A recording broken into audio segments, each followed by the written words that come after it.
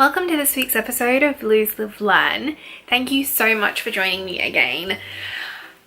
No word of a lie, I had a whole other video planned for this week. It was going to be a kind of lead on from last week's intuitive eating, because one of the most requested videos I get is to do full day of eating, and so I actually had already recorded a full day of intuitive eating, and I will still share that with you at some point, but I feel like I have a much greater message to share with you beyond, you know, how we eat and food and stuff like that. Like, it's important. Healthy eating is incredibly important. It is critical for our health. You're watching Lose, Live, Learn, the show which brings you real life strategies to help you live your healthiest life, free from guilt, shame and dieting. I'm your host, Melanie Knights. So my husband sent me a message yesterday and it said, if you haven't seen Pinks VMA speech, you should watch it. It's very on message for you, or on brand, is what he meant. And at the time, I was in the middle of doing some work, and I was like, I don't have time to watch that. And he asked me when I got home, and when he got home, he said to me, like, did you get my message? I was like, oh yeah, I read it, but I haven't got time for that. And he was like, it's 3 minutes, and you need to watch it. So today, I sat down to have my lunch, and I was messaging him, and I was like, oh yes, he said do about that VMA speech. And so I found the VMA speech, and I watched it. And no sooner had I started watching it, I knew it was going to be powerful, but I was in tears. I was in floods of tears because it deeply resonated with me. You know, her daughter is 6. My son is 3. And for those of you who haven't seen the speech, I will link it below so you can go and check it out on YouTube.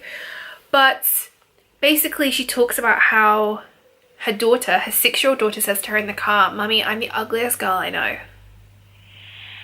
And Pink says how she initially was like, who is telling you this, and can I beat up a 6-year-old? And it made me laugh because it's like that primal mother instinct. Like, you just want to, like, who is telling you this? Like, where is this coming from? You know, my son is 3 years old, and I have heard him ask my mum, if I eat this, will it make me fat? And the reason I'm recording this video is because I know that my son does not get that language from me. I see fat as a 3-letter word. I do not see it as a personality type. I do not see it as something that prevents people from living their life. I see it as something we all have on our body in various different amounts. And whilst it can impact our health, that is each person's individual responsibility, and it's that person's business. And so it should not be used in the language of I am or I feel. Like, we've all said I feel fat, but there is a big difference between I feel fat and I am fat. Because I feel fat is a thought, and it's a thought had by so many people, male and female of all ages. And it's something that we say, and it's something people of all sizes say. But I am fat, like, that's a true belief. That is a belief that you are fat. And not only that, that belief is then housed in shame and guilt of what it means to you to be fat. I just started reading the book, What They Don't Tell Fat Girls, and by Jess Baker. And in the first chapter or so, she talks about the fact that young women, young girls, like 6 or 7-year-olds, they are more afraid of gaining fat or weight than they are of losing their parents. And I read that and I was like, I was surprised, I wasn't surprised. But I also thought to myself, you know why they're more scared of that? Because gaining weight seems to be a reality, and losing your parents seems like this, it seems like this completely non-existent thing. It doesn't, you know, losing your parents, you don't think about that as a kid. That doesn't even occur to you. You're just happy living life. Well, apparently we're happy living life, but we also want to lose weight, or we don't want to gain fat. And I'm just like, you know, we are doing so much damage by wanting to be thin for thin's sake. We are doing so much damage by telling people that body positivity promotes obesity. Body positivity does not promote obesity. Body positivity allows people, not just women, it allows people to make choices about their health and their body on their own terms.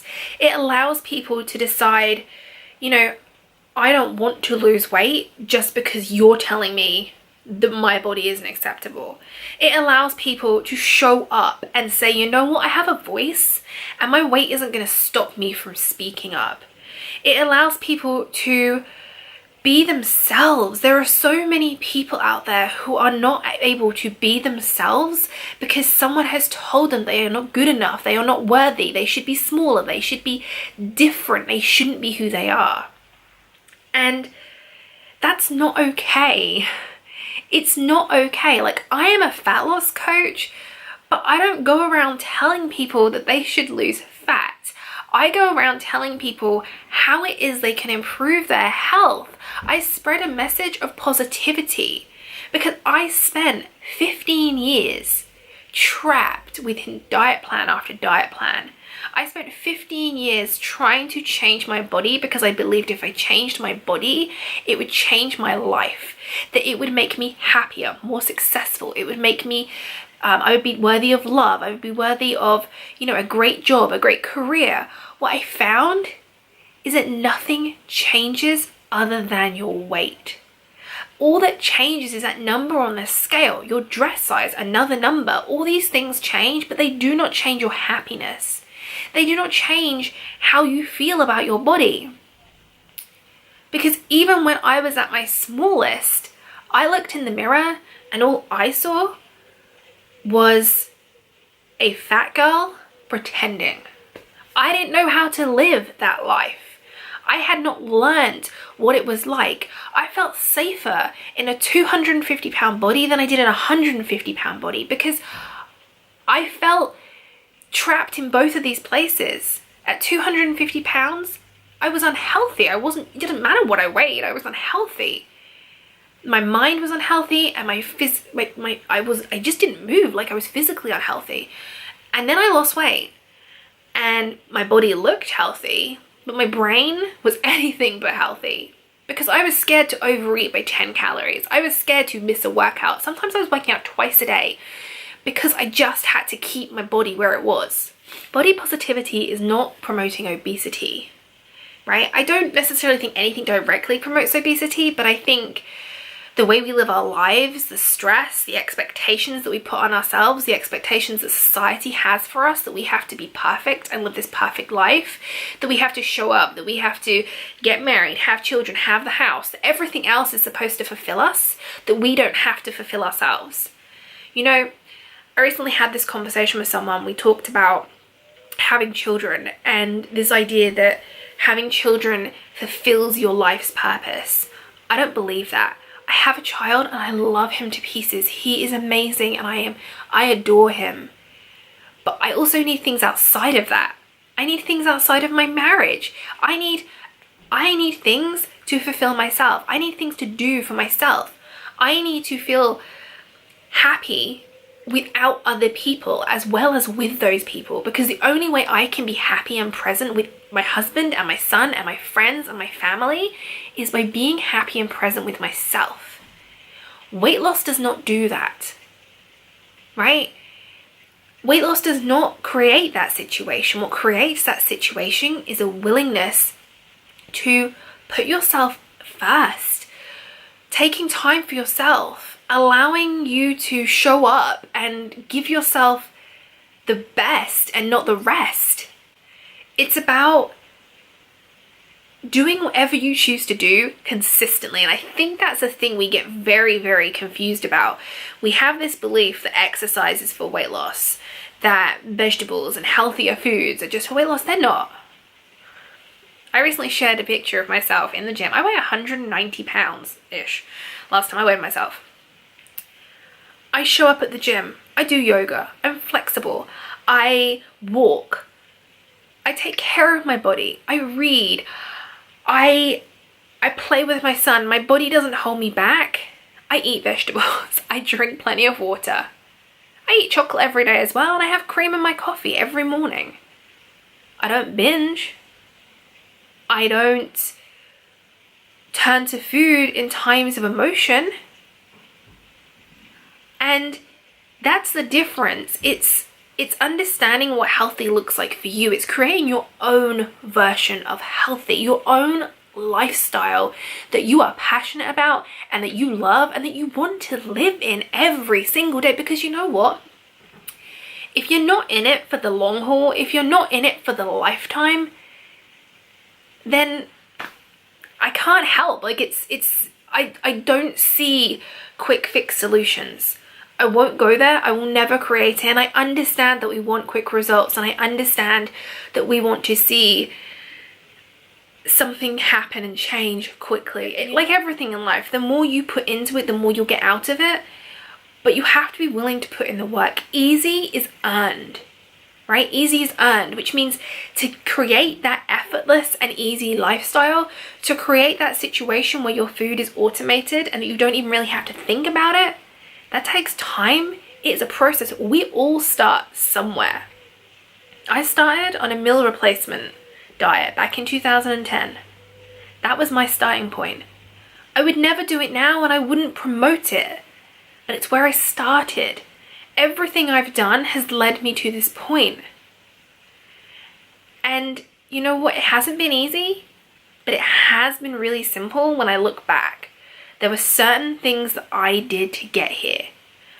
And one of them was realizing that being thin isn't going to change my life in the way I think it is. Only I can do that by designing a life that I want. Only I can do that by creating the future that I deserve, that my family deserves. And that was the moment at which I decided to say fuck it and start accepting my body as it is right now. It doesn't mean that I don't look after myself. It doesn't mean that I won't ever lose weight. It doesn't mean that. But it's also nobody else's business. What it means is that I will just keep showing up and putting in the work, and I will do good enough on the weeks when that is all I can do, and on weeks when I can do more, I'll do more. Like, it's just the idea that there are 3-year-olds and 6-year-olds in this society who are questioning whether they should eat something because it might make them fat, or believe that they are ugly or the ugliest person they know. Like, it's terrifying to me, because these kids are our future, right? These kids are our future, and we are the ones who are showing them what this thing called life is.